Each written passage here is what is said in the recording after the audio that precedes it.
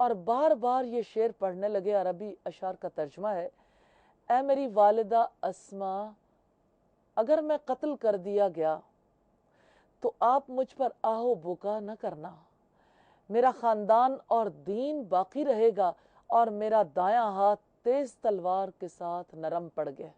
یہ تاریخ دمشق کی روایت ہے، والیوم 28 اور پیج 255۔ ذہبی نے اپنی تاریخ میں سے والیوم 3 پیج 173 پر تحریر کیا۔ حلیت الاولیاء میں یہ والیوم 1 پیج 333 پر ہے۔ عبداللہ ابن زبیر کب تک دشمن کے سامنے ڈٹے رہتے؟ وہ پورے جوش و جذبے کے ساتھ دشمن کے مقابلے پر تھے کہ اس دوران میں مسجد کا ایک ستون ٹوٹ کر ان پر گر پڑا، جس سے وہ شہید ہو گئے۔ امام مسلم اپنی کتاب صحیح مسلم میں سیدنا عبداللہ ابن زبیر کی شہادت کے واقعے کو بیان کرتے ہوئے فرماتے ہیں، عبداللہ ابن زبیر کو شہر کی ایک گھاٹی میں دیکھا گیا کہ ان کی لاش پڑی ہوئی ہے اور ان کے پاس سے قریش اور دوسرے لوگ چپکے سے دیکھتے ہوئے گزرتے جا رہے ہیں۔ جب سیدنا عبداللہ ابن عمر گزرے تو لاش دیکھ کر رک گئے، 3 مرتبہ لمبی آہ بھرتے ہوئے کہا، اے ابو خبیب السلام علیکم۔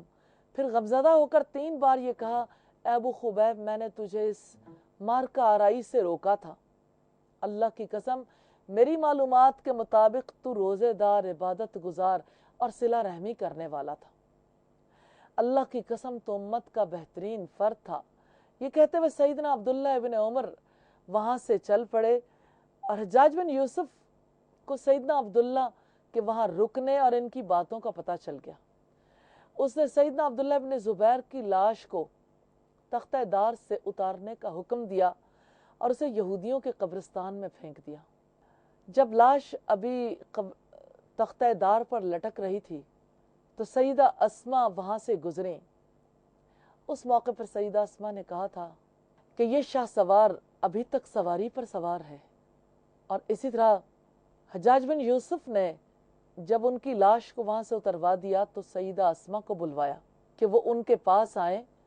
انہوں نے انکار کر دیا۔ اس نے دوبارہ پیغام بھیجا کہ بہتر یہی ہے کہ آپ میرے پاس آئیں، ورنہ میں کسی ایسے شخص کو بھیجوں گا جو آپ کے بال گھسیٹتے ہوئے آپ کو میرے پاس لے آئے گا۔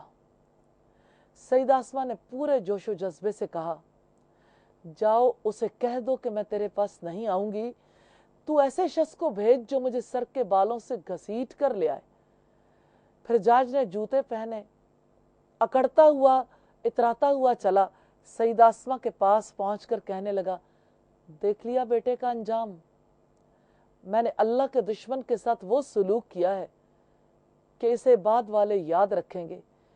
سیدہ اسما نے کمال صبر اور حوصلے کا مظاہرہ کرتے ہوئے فرمایا، یہ تاریخی الفاظ ہیں، تو نے اس کی دنیا خراب کر دی اور اس نے تیری آخرت خراب کر دی۔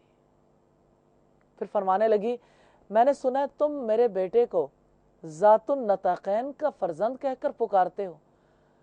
تو نے کہا، ہاں مجھے اپنے ذات النطاقین ہونے پر فخر ہے۔ میں نے ہجرت کے موقع پر اپنے کمربند کے 2 حصے کیے تھے، ایک کے ساتھ میں نے رسول اللہ کے کھانے کے تھیلے کا منہ باندھ دیا اور دوسرے کے ساتھ میں نے مشک کا منہ باندھ دیا۔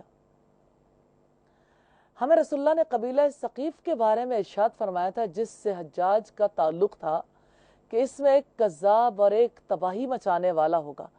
کذاب تو ہم نے دیکھ لیا ہے، میرا خیال ہے کہ تباہی مچانے والے تم ہو۔ حجاج خاموشی سے وہاں سے اٹھ کر چل دیا اور کوئی جواب نہیں دیا۔ سیدنا عبداللہ ابن زبیر کی لاش کو تختہ دار پر لٹکائے جانے کے بعد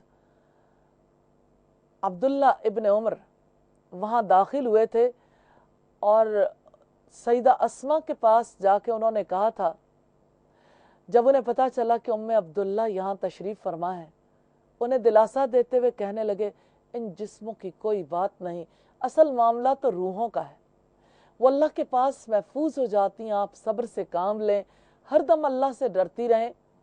اس طرح تو ہوگا جب اللہ کی راہ میں نکلیں گے تو قربانیاں تو دینی ہوں گی، اور یہ جان تو آنی جانی ہے، اس جان کی کوئی پرواہ نہیں۔ کچھ دنوں کے بعد سیدہ اسما بھی سفر آخرت پر روانہ ہو گئیں، اپنے بیٹے سیدنا عبداللہ ابن زبیر کے پاس پہنچ گئیں۔ ہاں انہوں نے ثابت کیا کہ یہ دنیا مسافر خانہ ہے اور مسافر اس میں کیسے رہا کرتے ہیں۔ سیدہ اسما نے ماں ہونے کی حیثیت میں جو کردار ادا کیا، اپنے بیٹے کو بہادری سکھائی، دین کی محبت سکھائی، دین پر اپنی جان نچھاور کرنی سکھائی۔ تمام ماؤں کے لیے پیغام ہے سیدہ اسما کی زندگی کا کہ اپنے بیٹوں کو دین کی محبت سکھانی ہے تو اس طرح سکھائیں کہ وہ اپنی جانوں کو اپنے دین پر نچھاور کر دیں، وہ بہادر بنے، شجاع بنے، تاکہ اس دین کے تحفظ کے لیے اپنا کردار ادا کر سکیں۔ اخلاقی اعتبار سے ہم دیکھتے ہیں نہایت بہادر تھیں۔ اخلاقی جرأت کے کئی ایک واقعات ان کی زندگی کے ملتے ہیں۔ سعید بن ناس کے زمانہ حکومت میں جب اسلام میں فتنہ برپا ہوا، بدامنی شروع ہو گئی، انہوں نے ایک خنجر رکھا۔ لوگوں نے پوچھا اس کا کیا فائدہ ہے؟ بولی اگر کوئی چور آئے گا تو اس کا پیٹ چاک کروں گی۔ یہ ذیل تبری میں ہے، والیوم 13 پیج 246 پر۔ سیدہ اسما دل کی بڑی غنی تھیں، دنیاوی چمک دمک ان کی طبیعت پر اثر انداز نہیں ہوتی تھی، شریف الطبع تھی، کثرت سے صدقہ و خیرات کرنے والی تھیں۔ جب وہ بیماری میں مبتلا ہوئیں، شفا یاب ہونے کے بعد اللہ کا شکر ادا کرنے لگیں، اس کے فضل و کرم پر انہوں نے اپنے غلام آزاد کیے۔ وہ اپنی والدہ کو سخاوت کی تلقین کرتے ہوئے فرماتی تھی، خرچ کرو، صدقہ خیرات دو اور فراوانی کا انتظار نہ کرو۔ حد درجہ فیاض تھیں، کیوں نہ ہوتی کہ اللہ کے رسول صلی اللہ علیہ وسلم نے فرمایا تھا، اسما بندھن باندھ کر نہ رکھو، اور آپ نے فرمایا تھا کہ اسما گن گن کر نہ دو ورنہ اللہ بھی گن گن کر دے گا۔ تو یہ رسول اللہ کی تربیت یافتہ تھی، اس لیے صدقہ و خیرات کرنے میں اسی طرح سے خود بھی کامل ہو گئی تھی اور دوسروں کو بھی تلقین کرتی تھی۔ عبداللہ ابن زبیر فرماتے ہیں، میں نے ان سے بڑھ کر کسی کو صدقہ و خیرات کرتے نہیں دیکھا۔ حضرت عائشہ نے اپنی وفات کے وقت ترکے میں ایک جنگل چھوڑا تھا جو ان کے حصے میں آیا تھا، لیکن انہوں نے اس کو 1,00,000 درہم پر فروخت کر کے ان کو اپنے عزیزوں میں تقسیم کر دیا تھا۔ صحیح بخاری کی روایت ہے، باب ہبت الواحد للجماعت۔ اپنے تمام غلام آزاد کرتی تھیں۔ عبداللہ ابن زبیر ذرا تیز مزاج تھے، اس لیے انہوں نے رسول اللہ سے پوچھا، میں بلا اجازت ان کے مال کو فقراء میں تقسیم کر سکتی ہوں؟ اور رسول اللہ نے انہیں اجازت دی تھی۔ یہ مسند احمد کی روایت ہے، والیوم 6 پیج 353۔ یوں سیدہ اسما کی زندگی کو ہم دیکھیں، ایک صابرہ سخی عورت کی زندگی ہے، وہ جو ایک مثالی بیوی بھی ہے، مثالی بیٹی بھی، مثالی ماں بھی۔ زمین پر زندگی گزارنے والوں کے لیے سبق ہے، زندگی گزارنی ہے تو ایسی زندگی گزاریں کہ لوگوں کے لیے مثال بن جائیں، اور دوسری صورت میں کیڑوں کی طرح کی زندگی ہے۔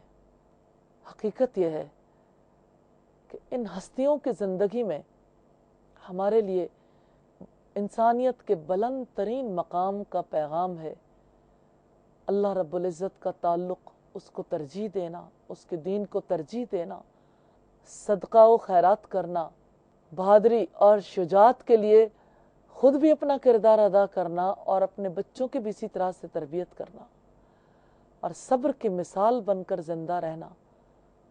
یہی تو وہ چیزیں ہیں جو انسانوں کو نسلوں تک ان کی زندگی کو یادگار بنا دیتی ہیں۔ اللہ سے دعا ہے ہمیں ان کے اسوے پر عمل کرنے کی توفیق عطا فرمائے۔ وآخر دعوانا ان الحمد للہ رب العالمین۔